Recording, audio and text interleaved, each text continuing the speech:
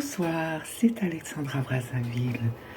Dans une autre vidéo, je vous ai dit que j'avais fait la rencontre de façon assez inattendue et amusante de Rocco Tano. On s'est revu. Le patron de la boîte de nuit, donc je m'étais sauvée à moitié nue en prenant un taxi parce que j'avais eu peur quand j'ai vu Monsieur Rocco Tano tout nu dans la douche. J'ai été vraiment terrifiée de voir ce truc-là. Je le revois une semaine après dans un autre club parisien très connu, tenu par une dame qui s'appelait Denise. Et le patron de la première boîte m'avait dit « Je compte sur toi pour présenter des excuses, il n'a pas du tout compris ta réaction et voilà, que tout se passe bien dorénavant. » J'arrive chez Denise qui me dit « Oh, tu sais, ce soir, c'est pas la peine de faire de show parce que c'est plein à craquer, les gens sont en pleine condition. » Mais par contre, elle me dit « Il y a quelqu'un qui veut te voir, qui souhaite te parler. » J'ai dit « Mais c'est qui ?» Elle me dit « C'est Monsieur Tano. Et il est dans la petite salle derrière les rideaux. » Donc je me dis c'est le moment ou jamais de m'excuser de ce mouvement d'impulsion comme ça.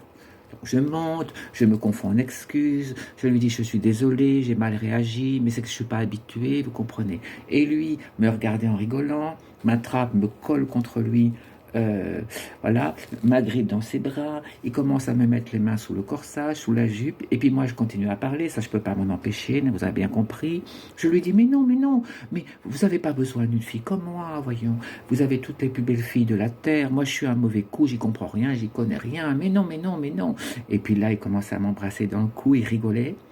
Et je lui dis mais en plus j'ai très peur de la matraque, ça me fait très peur votre truc là. Et là il me dit je suis le roi, le maître du Kama Sutra. Hein? Il y a toujours une position adaptée à chaque personne. Ah bon? Et il me tourne donc face au mur et il me dit je te propose de faire une levrette. Hein? Bon. Ah oui, c'est-à-dire que je lui ai dit je ne sais pas trop. Allez, il me dit laisse-toi faire, tu vas voir, c'est très facile. Et nous voilà partis pour la levrette. Alors là, je vais vous dire quelque chose en toute confidence, j'ai vraiment senti une présence qui me visitait. J'ai même cru qu'on m'opérait une deuxième fois. Ça a été une sensation un peu vertigineuse. Mais pas vraiment de plaisir vaginal, toujours pas.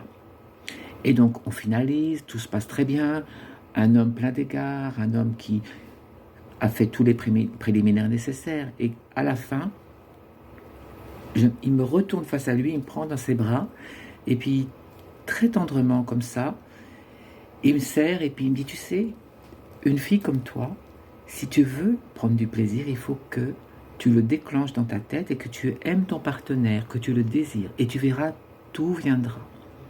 Et il avait raison. Et c'est ce que je m'évertue à faire, ce que je me suis évertue à faire avec l'homme qui est devenu mon mari. Mais je garde un regard ému sur Rocco Tano parce que c'est lui le premier qui a insufflé la vie dans cette sphère génitale artificielle et qui m'a donné véritablement la compréhension de ce que je devais faire pour vivre une sexualité presque conventionnelle. Alors Rocco, je te fais un immense bisou parce que, au-delà de tout, tu es une personne formidable. Merci de votre écoute.